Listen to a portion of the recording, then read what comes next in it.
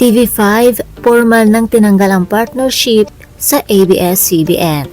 Hello mga chika, Doras, isang malaking showbiz bombshell ang bumagsak sa mundo ng telebisyon. Formal na ang tinuldukan ng TV5 ang kapatid network ang kanilang controversial na content supply agreement sa ABS-CBN Broadcasting.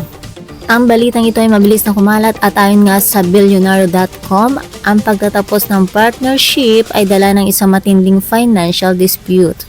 Ano nga ba ang naging ugat ng problema? Ito ay nakasat sa isang sharply worded letter ng TV5 noong December 3 kung saan direkta nilang inakusa ng Kapamilya Network ng willful, fraudulent at repeated refusal na ibigay ang nararapat na revenue share ng TV5. Tinataya nga abot sa halos 946.16 million o halos 1 bilyon piso ang inihingi ng TV5 na anila ay kita na dapat matagal na nilang hawak pero itinuturing pa rin ng ABS-CBN na hawak in trust para sa kanila.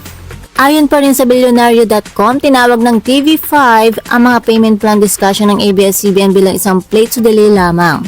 Ang sitwasyong ito, sabi ng kapatid network, ay nagdudulot ng financial distress at nakaaapekto na sa likwididad at pagpapatakbo ng TV5. At dahil nga sa pagkaubos ng pasensya, ipinag-uutos na ng TV5 ang opisyal na pagwawakas ng kontrata.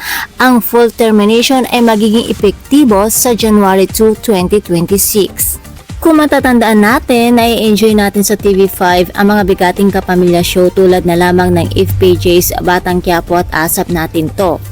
Nakakalungkot isipin na ngayon inuutusan na ng TV5 ang Kapamilya Network na simulan na agad ang pag-alis ng lahat ng kanilang joint operations bilang bahagi ng winding down process.